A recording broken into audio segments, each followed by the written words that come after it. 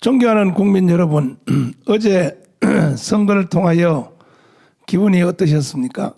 그래서 오늘은 이동우 교수님을 모시고 어제 선거 결과를 통하여 나타난 역사적 의미, 또 그 안에 담긴 메시지가 어떤 것인지 함께 해설을 한번 부탁을 드려보겠습니다. 안녕하십니까? 예, 안녕하세요, 목사님.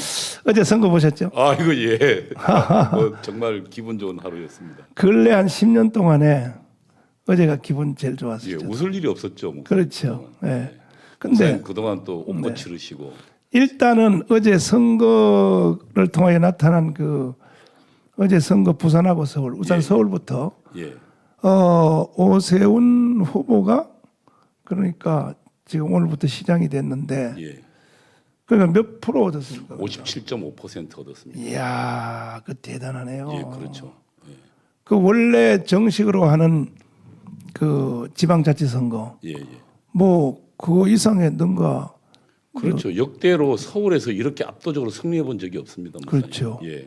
서울은 통상적으로 호남 출신들이 많고 그다음에 정권의 비판적인 여론들이 많고 젊은 세대가 많이 밀집돼 있어서 네. 그동안 사실 여당의 무덤이었습니다. 박근혜 대통령이 대통령 될 때도 서울에서 졌습니다. 그리고 수도권도 그렇고. 예, 예. 네.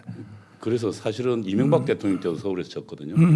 그렇게 보면 사실은 서울은 여당의 무덤이었는데 이번에 결정적으로 뒤집은 겁니다. 이야, 참. 이건 기적이라고 할 수밖에 없습니다. 그리고 투표율이 이제 50%를 기준해서 50% 넘으면 이제 야당이 이기고 그 다음에 50% 이하 되면은 여당이 이길 것이다. 예. 그런 예측을 했는데 추측도 맞았습니다. 어제 투표율이 어제 58%였는데요. 이야. 제가 야당의 그러니까 여당의 뭐 득표수를 보니까 네. 196만 표더라고요. 와, 그러니까 쟤들은 200만 표의 자기 표가 있다고 했거든요. 그게 사실이었습니다. 그렇군요. 그래서 만약에 이번에 제가 계속 이 선거 방송에서 주장했던 게 투표율 50%가 넘지 못하면 우리가 뒤집힐 수도 있습니다. 저들의 조직이나 그다음에 저들을 돈을 동원한 그 부정 선거가 이 선거를 망칠 수 있습니다 했는데 마침 그래도 우리 국민들이 특히 강남이 60몇 %, 64%가 참여했습니다. 그러니까 이건 뭐 그리고 제가 추론컨대는 강남은 아마 7대 3 정도로 지지했을 겁니다. 그렇게 보면 결국은 이번에 위기감을 느낀 우리 자유우파를 지향하는 분들이 대거 투표장에 나오면서 네. 그러면서 이번에 저들이 갖고 있는 200만 표를 앞질를 수 있었습니다. 네. 그러니까 이번에 보니까 수도권에 와서 서울에 와서 사는 호남 사람들도 일부분의 많은 예. 사람들이 자유우파를 찍은 것 같아요. 그럼요. 이제 보니까 그러니까 지금 저희 단독으로는 목사님, 저희 단독으로는 못 이깁니다. 그러니까 저희 단독으로는 그동안 역대로 투표 성향을 보면, 그러니까 우리 보수 이제 정당이 항상 저들에게 졌거든요. 그런데 이번에 오세훈 후보가 50몇 % 이긴 거는 네. 저들의 상당수가 우리 쪽으로 넘어온 겁니다. 그렇죠. 그러니까 하다가 그동안 이제 그 좌파를 지지하던 사람도 보니까 호남 사람도 하다 이 문제가 너무 심하다라고 생각했던 것이 아닌가 이렇게 추론할 수 있습니다. 그리고 또 과거에는 그 호남 분들이 그 정치적 탄압을 받아서 예. 호남은 서울에 와서 살아도 가난하다, 달동네 산다 예. 이랬는데 지난 김대중, 노무현 이제 특별히 이번에 문재인을 거치면서 뭐 모든 중요한 요직 모든 것들은 거의 호남 중심으로 이루어졌기 때문에 그렇습니다. 이제 그들이 돈까지도 예. 이제 그 호남 세력이 가졌기 때문에 그러니까 자기들이 이제 기득권자가 돼 보니까 그렇죠. 거기에 손을 대는 것은 용서 못한 거죠 결과적으로. 앞으로 좋은 세상이 이루어질 가능성이 있습니다. 내가 볼 때. 호남 사람들도 이제 저들이 한은 풀었을 겁니다. 그동안 그렇죠. 사실은 호남이 소외돼 있던 게 사실이니까 한은 풀었고 저희들이 이제 저희 마음대로 해본 세월이 있었지 않습니까? 네. 결국 이제 사태를 좀 정확하게 보기 시작하는 징조가 아닌가. 그리고 선거를 분석해 보면 이번에 지역별로 예. 서울시에 25개 구청이 있죠. 예, 예. 싹쓸이 했죠. 싹쓸이 했습니다. 이야, 그것도 뭐 차이가 각 구청별로 차이가 그 뭐 강남뿐이 아니라 예. 우리가 지금 저희들이 사는 이 성북구도 예. 성북구에 원래 이거 그렇죠. 여당 지역이거든요. 예, 한 번도 이긴 적 없죠. 아니 가끔 이기는 예, 가끔 이기는데 그러니까 그 이명박 대통령 그 호강 없고 한 번 이겼고요. 맞아요. 그 후에 계속 졌습니다. 근데 보니까 이번에는 뭐 한 10% 가까이로 예. 이 돌아오게 되었고 전반적으로 이제 다 그런데 그냥 이건 뭐 기적이라고 봐야 되지. 기적이고 이제 저는 이렇게 봅니다. 문재인 정부의 지금 대한민국을 흔들어 놓는 이 사회주의 정책에 대해서 이제 국민들이 이제 그 실체를 조금씩 그러니까 정광 목사님이 그동안 계속 지금 대한민국 망쳐놓는 이들 세력을 응징해야 된다고 했는데 저들이 이제 그 실체를 모르다가 그동안 또 코로나 때문에 억눌려 있다가 이제는 그것이 약효도 다 하고 그리고 이번에 부동산 사태를 보면서 저들의 그 위선, 내로남불, 그다음에 저들의 정책 실패 이런 것들에 서서히 눈이 뜨이기 시작했다. 그래서 이거는 저들의 그 철학적인 기반에 대한 파산 선고이기 때문에 사실 저들이 돌이키기 쉽지 않을 정도의 정말 심각한 내상을 입었다 이렇게 저는 생각합니다. 그리고 여당 세력들 안에서도 이제는 주사파 세력에 대해서 좀 인식을 하기 시작한 것 같아요. 이렇게 되면 지금 당장 이재명부터 아마 반발할 겁니다. 그렇죠. 자기가 살려면 주사파하고 이제 선을 긋기 시작할 겁니다. 결별해야 되겠죠. 예. 그리고 지금 주사파들은 살려면 이재명을 지금 축출해야 되거든요. 그래서 지금 그 경선이 원래 6월부터 하도록 돼 있습니다. 그래서 9월달에 하도록 그 후보를 선출하도록 돼 있거든요. 그래서 지금 친문 세력들은 연기하자 그러고 연기해서 이재명 말고 다른 대안을 왜냐하면 이재명이 자기를 칠 수 있다고 판단하고 있거든요. 그런데 이재명 입장에서는 아니 지금 돼 있는데 왜 이걸 또 연기하느냐. 그러면 이재명은 결국은 지금부터는 문재인하고 거리를 둘 가능성이 높습니다. 그렇죠. 예. 항상. 그리고 뭐 목사님 이야기했던 그 더불어민주당 내에서도 주사파만 있는 건 아니거든요. 맞아요. 그래서 뭐 김 무슨 장로님 있지 않습니까? 맞아요. 예. 그런 분 같은 경우도 이제 합리적인 그러니까 예를 들면 뭐 진보 정도도 자기 목소리를 낼 수 있다. 이런 계기가 이번 선거가 마련해 줬다고 생각합니다. 그 선거 바로 전에 그 안산 출신 김영환 의원이라고. 예. 그분이 그 광주에 그 광주 5.18 예. 보상 예. 그 자기 부인하고 예. 그 반납했지 않습니까? 예. 그것도 일종의 그 선거에 좀 영향을 일으킨 것 같아요. 예. 그러니까요. 아니 우리가 민주화 운동한 것이 이렇게 이런 걸 보상받으려고 했냐 이거지. 그분이 화가 나가지고 광주특별법으로부터 그 받는 뭐 지원금 뭐 등등을 전격적으로 다 원어처에다가 컴퓨터에서부터 이름 내줘 이름 다 지어라 자기 부인하고.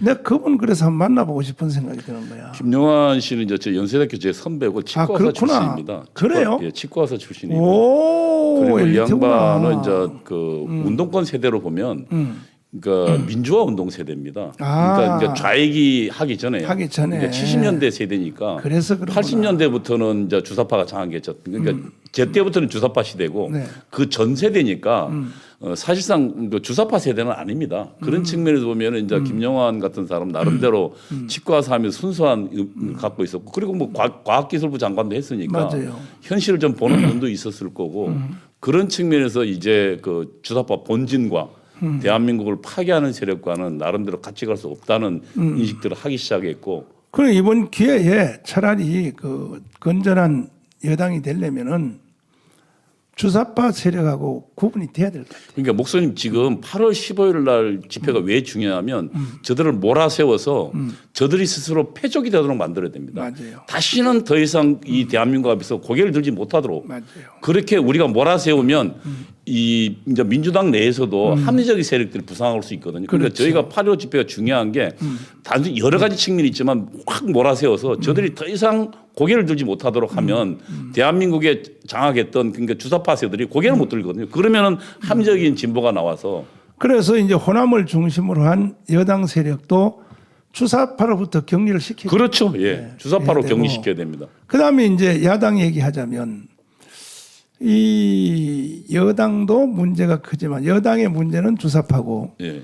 이 야당은 보면요 아무 일도 안 하다가 이렇게 우연히 역사의 사이클이 움직여서 이번에 사실 국민들이 분노한 것은 LH 사건이든지 또 그다음에 저기 윤석열 검찰. 김상조, 네, 김상조. 그다음에 윤석열이 이제 문제가 됐고 네, 네. 그래부터 LH 사건, 김상조 정책실장 박주민까지 해가지고 아주 그냥 기름을 부었죠. 또 그 밑에는 우리가 강화문에서 2년 집회한 거. 아니 그럼요. 그동안 집회하면서 네. 저들이 지금 대한민국 망치고 있다고 기속적으로 주장했지 않습니까? 그렇죠. 거기에 네. 국민들이 귀를 기울였는데 사실은 그동안 코로나하고 돈 공세 때문에 저들 눈이 좀 가려져 있었습니다. 그런데 저쪽 편 사람들 보니까 머리가 아주 돌이야. 특별히 그 박영선. 왜냐하면은 강화문에 집회 참석한 사람이 1,150만 명이거든요. 그렇죠. 연인은 말고 예. 1대1로 참석한 사람들이 한 2, 3년 동안에 거기다 대놓고 정강훈 이름을 계속 불러가면서 그구 정강훈이가 하는 집회에 참석한 적이 있나 없나 하니까 아니 그걸 듣는 국민들 중에 1,150만 명은 오히려 더 결속돼 버리거든요. 화가 나죠. 화가 나죠. 예. 그걸 모르고 말이야 박영선은 뭐 계속 뭐 박영선도 옛날에 내가 주최하던 집회에 와서 연설도 했거든요. 그래놓고 말이야 무슨 뭐 이 그만큼 강화문 세력이 두려웠던 거죠. 두렵죠. 지금 뭐 제가 2년 전부터 말씀드렸습니다만 지금 사실은 그동안 이 청와대 주사파와 목숨 걸고 싸운 거는 광화문 세력밖에 없지 않습니까? 그렇죠. 그리고 정광훈 목사님을 비롯한 기독교 세력밖에 없었거든요. 그러니까 저들 입장에서는 작년도 8.15 이후에 그렇게 지속적으로 기독교 세력을 탄압하고 목사님을 계속 감옥에 가둬두고 했던 이유는 그들이 지금 자신들의 가장 최대의 적이 그 광화문 세력, 그다음에 목사님을 비롯한 기독교 세력이었기 때문에 그렇게 한 거거든요. 맞아요. 그리고 이번에 또 역시 그 안철수 예. 단일화 한 거 그것도 또 영향이 신의 한 수였죠. 된것 그러니까 같고. 안철수 같은 경우도 사실은 그동안 목사님이 아시다시피 우리 대한민국이 지금 그 주사파로 넘어가는데 일조한 사람이거든요. 맞아요. 계속적으로 와서 우파표 뺏어갔지 않습니까? 그렇죠. 지난 맞아요. 대통령 선거도 맞아요. 출마해서 우리가 지금 홍준표, 안철수 표를 합치면 우리가 많거든요. 그렇죠. 근데 그랬고 지난 지방선거도 마찬가지. 그러나 안철수도 제가 보기에는 이번에 지나면서 저들이 너무하다라는 실체를 보면서 문재인과 각을 잡으면서 이제 좀 제정신으로 돌아오기 시작했다.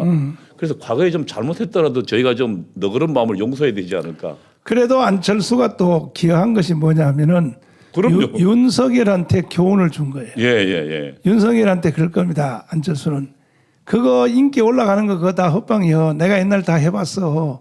하나로 안 뭉치면 거기에 대한 큰 그 역사적 교훈을 또 만들었기 때문에 그건 또 하나의 또 긍정적인 요소가 있고 이렇게 보면 야당도 여당도 정계 개편이 어떻게 되겠습니까? 무슨 지금 어쨌든 이제 지금 야당만 살펴보면 지금 야당에는 주자가 없지 않습니까? 네, 윤석열이 있는데 윤석열은 정확하게 알아야 될 사실이 있습니다. 이번에 안철수 씨가 만약에 그 초기에 네. 그 압도적으로 여론에 앞졌지 않습니까? 그때 만약에 본인이 보수 정당을 직접 장악했더라면 보수 정당을 직접 흔들었더라면 그가 후보도 되고 서울시장도 됐을 겁니다. 그런데 안철수 씨는 떨어졌거든요. 그리고 지난번 반기문 씨도 제3지대 중도 어쩌고저쩌고 하다가 결국은 나가지도 못했습니다. 그렇군요. 그동안 그러니까 이 무당파층 세칭 그 제3지대 중도층에 왔다 갔다 한다는 사람들은 한 번도 좋은 정치적인 결론을 낸 적이 없습니다. 결국은 윤석열도 이 교훈에서 살펴볼 거는 정통 보수의 마음을 얻지 않고는 절대로 선거에 나갈 수도 없고 이길 수도 없다는 사실을 윤석열 본인은 깨달아야 될 겁니다. 만약에 주변에서 지금 아마 우리를 망하게 하려면 윤석열을 보고 꼬실 겁니다. 제3지대 중도로 가라. 가라고. 예. 제가 언론 논조를 보니까 저들은 지금 그렇게 계속 꼬시고 있더라고요. 좌파 언론들은. 그런데 뭐 윤석열 애들도 아니고 또 자기 선배인 안철수가 겪은 그것을 그러니까요. 다 봤으니까. 예, 예. 실패를 봤으니까. 실패를 봤으니까. 실패로서 교훈을 얻어야 되겠죠. 그렇죠. 그러면은 이제 저는 어제 이제 통계했던 것이 예.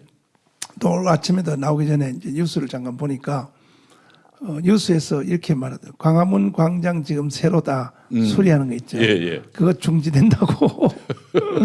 얼마나 통쾌한지.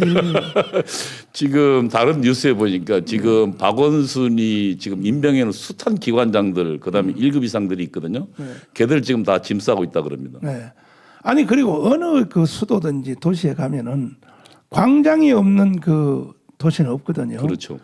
아니 천안문 광장 그거 가보십시오. 그거 얼마나 넓고 있지 않습니까? 예.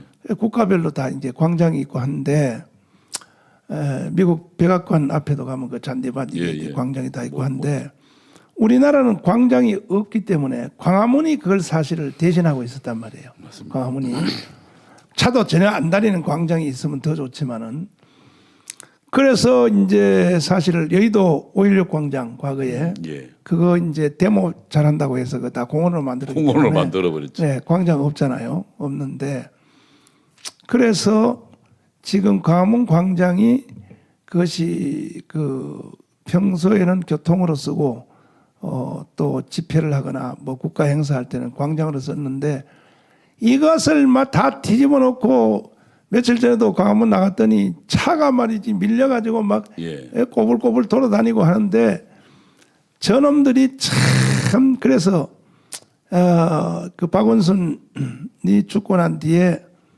대응을 했던 그 서정엽 예. 반드시 저 사람 구속시켜야 됩니다. 저 사람 구속시켜야 되는데 월권을 했습니다. 네, 월권도 하고 또 그분 출신을 보니까 간첩 행위로 그 뭐 6개월 동안 감옥 살았더구만요. 아 그래요? 예. 전 몰랐습니다. 그거 다 뭐 김보겸하고 뭐 다 똑같아요. 공무원 출신 아니모요? 아니야, 전혀 아니에요. 예. 어쩐지 서정익이 날뛰더라. 그러니까 행정부지사가 행정부시장이 아니었네요. 네, 그러니까 그래서 사실은 뭐 그 다 망천한 죽음 중에 하나인데 우리 교회에 대해서도 이번에 다 잡혔거든요. 그렇죠. 네, 우리 교회에 대해서도 완전히 서울시하고 이 그 성북구청이 이 재개발 본부하고 짜고 저희 교회를 완전히 사기극을 펴죠. 사기극. 그러니까요. 변호사들에 의해서 이제 다 드러났는데. 교회는 그런 대상도 아닌데 저들이. 그렇죠. 예. 우리 교회는 재개발 대상도 아닌데 지들끼리 그냥 집어넣어 가지고 뭐 우리 교회를 막 해체하려고 이제 시도를 했는데 그래서 광화문 광장부터 이제 회복이 되니까 그 얼마나 옛날에 광화문 광장 우리가 집회해보고 또 하면 훤하게 뻥 뚫려서 좋지 않습니까? 아니 그게. 저도 네. 그 가장 눈 오는 날 그 예배 드렸던 기억이 정말로 그 가슴에 아직도 그날 생각하면 그렇죠. 눈물이 랑도록 감격스럽거든요. 그렇죠. 그리고 목사님 아시지만 광화문 광장이 아니고 목사님이 말씀드렸거든요. 이승만 광장이라는 말로 네. 바꿔야 됩니다. 맞습니다. 왜냐하면 네. 대한민국이 1948년은 정치 위대한 혁명이었거든요. 그러니까 백성은 조선시대 백성에서 국민이 된 거는 백성이라는 것은 그 권례와 자유를 왕만 가지고 있는데 비로소 48년도 들면서 국민이 되면서 우리가 자유와 권리를 지닌 정말 주권자가 됐거든요. 이런 위대한 정치혁명을 이룬 그런 이승만을 기념하지 않는다는 게 이건 말도 안 되는 거고. 아니 아직도 대한민국 조선시대도 아닌데 웬 그 광장에 조선시대 사람만 가득 있습니까? 네. 예? 그래서 이승만 광장을 바꿔야 되고 뿐만 아니라 이 광장은 대한민국의 탄생을 기념하는 광장으로 가야 됩니다. 그렇죠. 그리고 또 오세훈 시장이 그 교통방송 있잖아요. 예. 김어준. 지원하지 않겠다. 그놈 그꼴 보기 싫어. 네.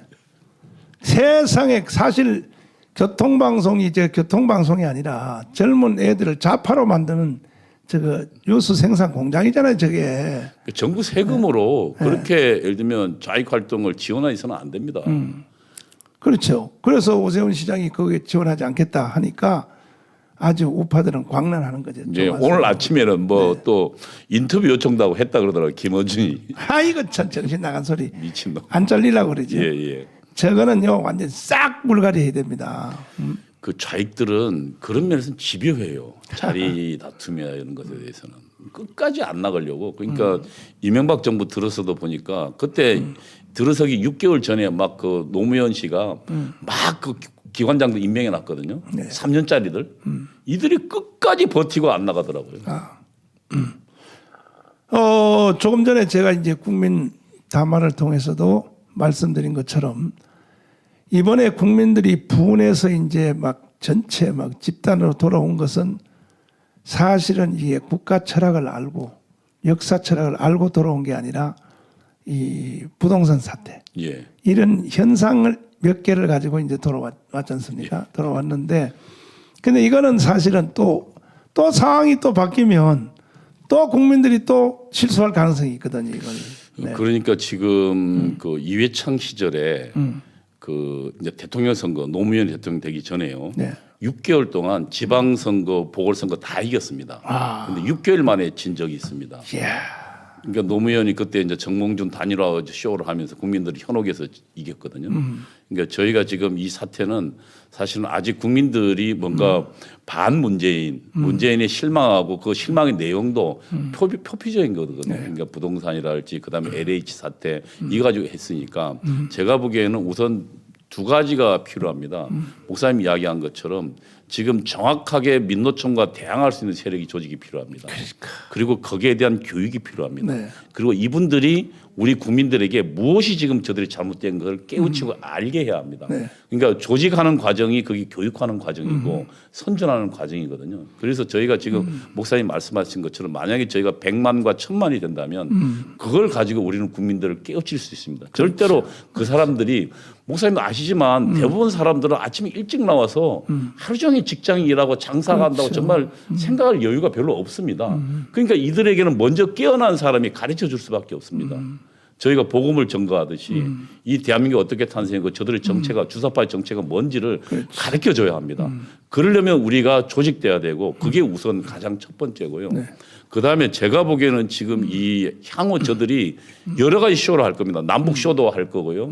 베이징 올림픽이 지금 내년 2월에 예정돼 있거든요. 그렇죠. 예, 그거 가지고 쇼를 하려고 동계 할 거고요. 올림픽. 예. 예. 그다음에 또 하나는 뭐 지금 뭐 저들이 이제 뭐 아주 뭐 사과 뭐 로키로 가면서 아마 국민을 꼬시려고 할 텐데 저는 그럴수록 우리 국민들이 정말 이 정신을 바짝 차릴 수 있는 그리고 가장 중요한 건 보수 야당입니다. 그렇죠. 보수 야당이 오만해서 자기들 때문에 이긴 게 아닌데, 맞죠. 예, 보수 야당이 지금 그 여론조사를 보면 3월달 LH 사태 전까지 계속 지고 있었습니다.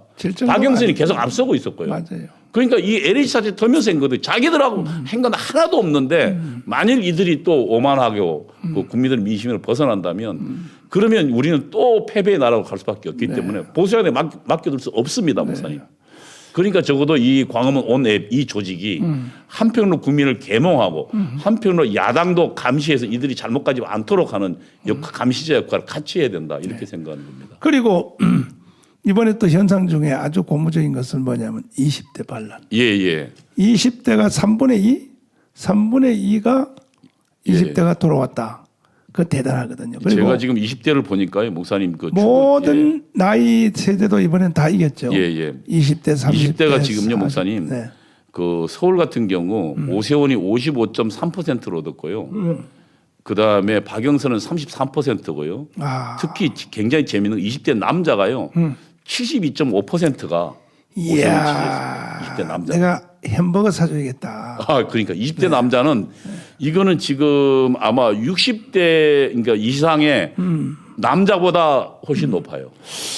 야, 나는 그 걔들이 저 햄버거만 사 먹는 줄 알았더니 뭔가 그래도 철이 좀 저들이 자기 아버지 세대보다 더 낫네. 예, 그러니까 똑똑한 겁니다. 그러니까요. 아버지 세대는 40대잖아요. 40대. 예. 이들이 똑똑하고 지금 자기들이 일자리가 없어지고 이렇게 어렵게 된 것은 그리고 이들은 지금 목사님 그 스마트폰을 무장하고 있어서 전 세계 정보를 다 알고 있습니다. 다 알고 있고. 예. 그러니까 정교조 교육이 안 먹히는. 안 먹히는 거지. 세계와 비교하니까요. 그렇지. 예. 그래서 그런 측면에서 우리는 20대에 희망을 걸 수 있고. 그래서 40대, 50대 아버지 세대는 정교조한테 먹혔는데 예. 이 지금 20대 애들이 오히려 정교조가 안 통한 거죠. 그리고 이들은 국제 세대고. 국제 세대고. 예. 그러니까 해외도 알고 그다음에 스마트폰을 통해서 전 세계 정보도 다 실시간으로 접하고 있기 때문에 이 대한민국이 잘못 가고 있다는 걸 가장 먼저 깨닫고 있는 겁니다. 그리고 뭐 저 제일 큰 것이 일자리가 없어졌잖아요. 그러니까 저들이 생각하기엔 지금 아무리 공부해도 목사님 제가 그 학생운동 졸업할 때만 해도 저희 이제 졸업생들이 보통 일자리 4개 내지 5개 정도의 골랐습니다. 그래서 각 대학에 각 기업의 일자리 담당자들이 와서 우리 회사를 오십시오라고 홍보하고 다녔어요. 그러니까 말이에요. 그게 정상인데. 예. 근데 지금은 일본이 지금 목사님 그렇습니다. 일본이 지금 아베가 들어선 이후에 일본을 개조해서 일자리 일본 2개 중에 하나를 보통 그 2대 1입니다. 대학생 한 명 일자리 2개입니다. 이야. 근데 지금 우리는 거의 거꾸로 10대 1이거든요. 네. 그러니까 대학생 10명 일자리 하나 가지고 경쟁하는. 그러니까 지금 저들이 정말로 나오자마자 그러니까 대학을 졸업하자마자 사회에 나오자마자 실업자로 전락하고 그다음에 아르바이트하는 사람은 전락하는 이 절망적인 것들을 저들이 경험하고 있기 때문에 아니 20대에 가장 희망이 부풀고 열심히 일해야 될 나이에 절망부터 경험하니까 그 절망의 끝이 어딘가 문재인 정부다. 저들이 그러니까 깨닫기 시작. 특히 남자는 그리고 또 가정 부양의 책임이 있잖아요. 그렇지. 그러니까 지금 72.5% 저도 깜짝 놀랐습니다. 이게 출구조사입니다, 목사님. 아, 이거 감사하네. 예. 희망이 있고. 그리고 이번에 또 선거를 통해 나타난 것이 뭐냐면은 국가 권력이 자유를 뺏어갔잖아요. 그럼요, 목사님. 아니, 국가라고 하는 것은 국민들이 자유롭게 자기의 재능을 따라 자기의 기회를 따라 발산하도록 국가가 먼 울타리에서 이렇게 보호해줘야 되는데 이거는 사회주의 이상으로 간섭을 하고, 너는 말이야, 일자리를 이걸 해. 너는 알바를 뛰어. 그럼요. 뭐 해. 이러니까 20대 애들이 반발한 거예요. 그러니까 목사님 그 대한민국 자유민주공화국이라 하는 것은 기본적 의미는 개인의 자치에 기반한 공화국입니다. 개인 스스로 내 삶을 책임지고 내 직업 내가 선택하는 겁니다. 그렇죠. 그리고 국가는 개인이 할 수 없는 것을 보충해서 해주는 겁니다. 그렇죠. 뭐 예를 들면 국방을 한다 할지 그다음에 대규모 인프라를 한다 할지 이런 것들이거든요. 그런데 지금 이 거꾸로 지서 국가가 지시하는 거 이게 사회주의 전체주의 나라거든요. 지금 문재인 정부가 그쪽으로 지향하기 때문에 우리 20대 똑똑한 젊은이들이 그걸 좀 볼 수 없다는 거죠. 아니 공산주의에서 다 직업을 나라가 지정해 주잖아요. 너 이거 해라 저거 해라. 그러니까요.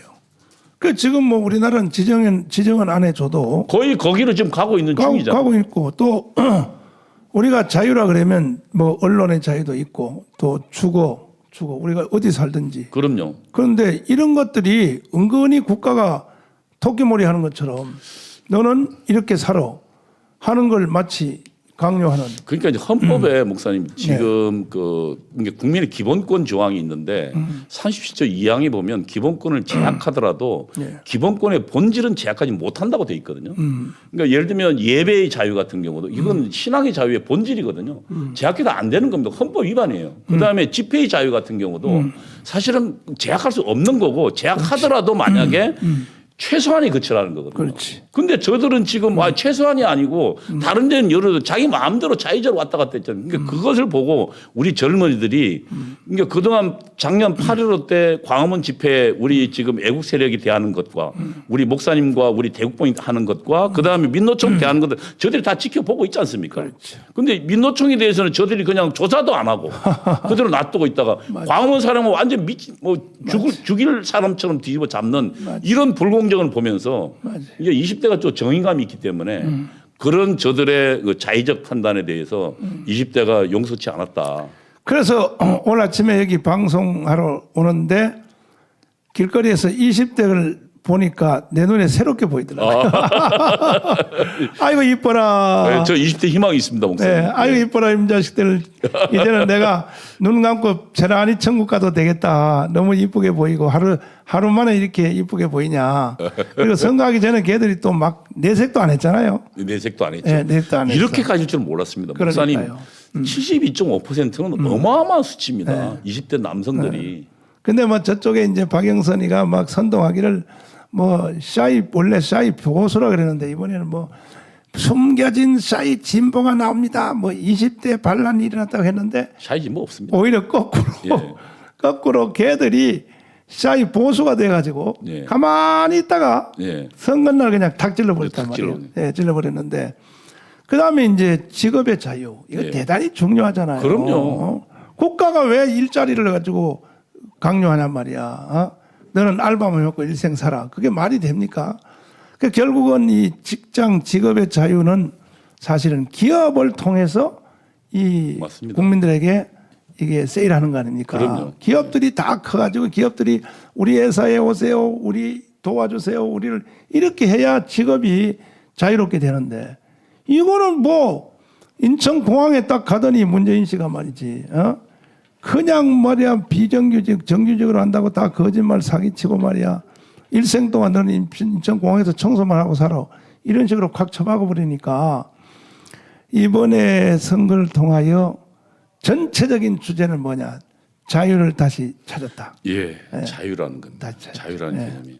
그러니까 저희가 그동안 사실은 자유가 얼마나 소중한지 잊고 있었습니다. 네.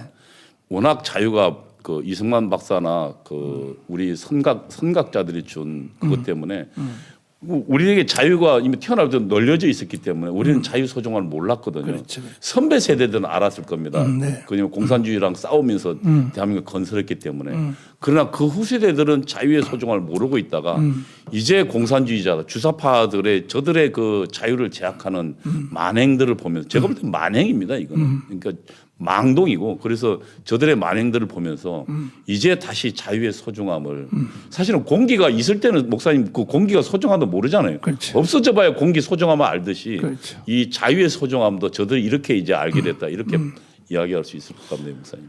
그러니까 어제 이루어졌던 선거를 통해서 저들이 늘 말하는 촛불 혁명, 예. 그 거짓말이죠. 혁명도 아닌데 혁명이라 했는데 어제 이루어진 이 선거에 대해서 우리가 그 20대들의 그 혁명적 선거에 참여에 대해서 예. 기념비를 하나 세워야 되지 않겠나. 아, 그래요? 저 강원광장에다가 20대의 혁명이 이 나라를 살렸다. 그래야 이제 이들이 자기들이 한 행위를 길이 보존도 하고. 아, 목사님 제가 그러니까 출애굽기하고 민수기 읽다 보니까 네. 계속 하나님께서 사건 때마다 기념을 하라 그리고 자녀들에게 가르치라고 했더라고요. 다 그렇게 돼 있죠. 예, 그러니까 기념물을 만드는 거 굉장히 중요하더라고요. 맞아요. 요단강 건넌데. 예, 그러니까 대한민국이 지금 망한 건 기념하지 않고 가르치지 않았기 때문이거든요. 맞아요. 그러니까 목사님 말처럼 지금 20대 이런 그 정치적인 혁명 같은 경우도 정말 기념하는 습관들을 가질 필요가 있다고. 내일 생각합니다. 모레 일단 저 이승만 광장에서 이번 선거 20대들의 혁명적 선거 참여에서 기념식을 일단 한번 해야 되겠습니다. 해야 되고 그 다음에는 이제 교회가 사실 탄압 많이 받았잖아요. 많이 받았습니다. 이 코로나 때문에 이 교회 종교의 자유를 극렬하게 탄압을 했는데 거기든 또 광화문 탄압은 말할 것도 없고 했는데 거기에 대해서 이번에 교회 다니는 그 젊은 애들 많거든요. 많죠, 목사님. 네. 아니 세상에 예배 몇 명 들으라는 게 말입니까, 막걸리입니까? 그러니까요. 이 자유민주주의 국가에. 그리고 그러니까요. 예배라는 것은 그동안 우리 기독교 신자들은 목숨 걸고 지켜온 거거든요. 본질 중에 본질입니다. 그렇죠. 이 예배를 위해서 목 자린 것도 했던데 이거를 너가 몇 명 해라. 아니 그런데 그 교회에서는 하지 말라는 거 저끼는 다 밥 먹는 거는 백화점은 수천 명이 그대로 다 해도 되고. 작년에 우리가 그 8월 15일 광화문 광화문 집회한 거 있잖아요. 예. 그런데 그거 가지고 막 언론이 선동하고 해서 광화문 집회 갔다 온 사람 코로나 의무적으로 검사라 뭐 별 발광 다 떨었는데 최후 결론은 뭐냐? 지들이 발표했어요. 광화문 집회 때문에 여기 기사도 떴더라고요. 기사도 예. 광화문 집회로 인하여 코로나가 확산된 적이 없다. 예? 그러니까 이제 와서 그렇게 발표하는 거예요. 전체 이제. 확진 비율이 1점 몇이었는데 광화문 때 그때 조사해 보니까 0.9가 안 됐습니다. 그러니까 예. 그러니까 평균 확진 비율보다 광화문 비율은 낮았던 겁니다. 여기 다시 떴네요. 예. 여기 광화문 집회 관련 확진자 한 명도 안 나와. 그러니까요. 이게 지나간 작년에 광화문 집회인데 예? 그 당시는 뭐 그냥 뭐 탄압하고 뭐 참여했던 사람들을 뭐 전국의 경찰들 비상 걸어가지고 다 잡아가고 그따위 짓을 했단 말이에요. 거기에 대한 분노가 이번에 선거를 통하여 예. 폭발한 거죠. 그럼요. 네, 폭발한 거란 말이에요. 참 기가 막히죠. 그러니까 그래도 그 목사님께서 그러니까 목숨 걸고 저항하는 왜냐하면 저항의 불꽃이 없으면 사람들이 희망을 잃어버리고 순응하거든요. 네. 근데 저항의 불꽃이 있었기 때문에 그 저항의 그러니까 진원지를 저희가 보존하면서 확산시킬 수 있었다. 이렇게 보는 게 정확할 겁니다, 목사님. 그리고 광화문 운동을 완전히 폄하할 뿐이 아니라 이것에 대해서 이미지를 완전히 버리게 하려고 계속 정광훈 극우 집회 이 말을 계속 했는데 예. 결국은 그 말이 안 먹혔죠. 안 먹혔습니다, 목사님. 뭐 그리고 뭐 예를 들면 그 오세훈을 그 극우 집회 뭐 정광훈 목사님 엮어서 어떻게 때려보려고 했지만은 오히려 뭐 저들이 좀 피해를 입었죠. 근데 이 오세훈도 보니까요, 말을 조금 하는 걸 연습을 좀 더 해야 돼. 그러면 자, 광화문 극우 집회에 참석했어요, 안 했어요? 이게 계속 따진단 말이에요. 그러면 거기서 그냥 반말로 해야 돼요. 너는 그러면 촛불 집회 갔어, 안 갔어? 딱 이렇게 나가야 되는데 우리 우파들은요, 말을 너무 순하게 하는 거야. 아니, 너는 저 촛불 집회 갔어, 안 갔어? 그건 뭐야, 그러면? 이렇게 이제 나가야 되고. 말은 그 사상과 이념 그리고 가장 본질적인 신앙에서 나오거든요. 그러니까 그렇게 볼 때 이제 오세훈 씨나 우리 지금 국민의힘 같은 경우 그러니까 그런 신앙이나 사상의 힘이 부족하다. 그래서 말이 확신 있게 못 나온다. 박영선이가 자살행위를 했어요. 자살행위. 왜냐하면 광화문 집회가 한두 명 참석했습니까? 그렇죠. 1150만 명이 참석했는데 거기다 대놓고 극우 하니까 예. 그럼 대한민국 국민들의 절반은 다 극우겠네요. 그렇죠. 그 듣는 사람들이 뭐 저런 여자가 다 있어 저거. 그렇죠. 자기도 나갔고 네. 또 그 응원했는데 그렇지. 우리를 전부 극우로 모니까. 그러니까요. 그래서 이런 사기 쇼가 이번에 선거를 통하여 아주 그냥 철퇴를 맞았는데 제가 보니까 이 박영선 이쪽이 선거 막판 되니까 중심을 잃고 왔다 갔다 하더라고요. 맞아요. 예, 그러니까 목표를 못 잡고 여기 때렸다 저기 때렸다가 맞아요. 지금도 여기 돌고지역에 있습니다만 뭐 거짓말 뭐 후보 심판해 달라. 사실은 최대의 거짓말쟁이는 자기들인데 후보 안 내겠다는 건 냈잖아요. 그렇죠. 예. 그런데 사실은 그런 것들은 이 선거 캠페인에서도 쓰면 안 되거든요. 근데 이제 지금 이제 워낙 저들이 당황스러우니까 아마 캠페인도 왔다 갔다 하면서 보니까 저들도 제가 보니까 그러니까 위기에 몰리니까 역시 실수들이 나오더라고요, 목사님. 네. 앞으로 오세훈 시장의 정책은 자유시장 경제에 철저히 입각해서 진행할 것 같고 선거 공약을 통해 나타난 그 서울 랜드마크 그 상암 거기다 130층 짓는다고요. 예. 반드시 지어야 돼요. 그렇죠. 네, 우리 우파는 성장을 통하여 나중에 분배가 이루어지도록 예. 이게 정책이기 때문에 기죽지 말고 계속 해야 되고 우리는 자유우파 지도자들이 대한민국을 잘 끌어갈 수 있도록 우리 시민단체는 계속 이제 지원을 해야 될 것 같습니다. 오늘은 뭐 하루 종일 모든 유튜브 방송들이 선거 가지고 계속 이제 할 것 같은데 우리들도 핵심적인 것을 짚어보았습니다. 앞으로도 또 국민 여러분들에게 지금 이루어지고 있는 이 선거혁명, 선거혁명이라도 불러도 뭐 이게 예. 네, 그래서 선거혁명에 대해서 자세히 계속 해설해 드리도록 하겠습니다. 오늘은 여기서 또 마치고 다음에 이어서 계속 진행하도록 하겠습니다. 예, 교수님 감사합니다. 예, 감사합니다, 목사님. 네, 감사합니다.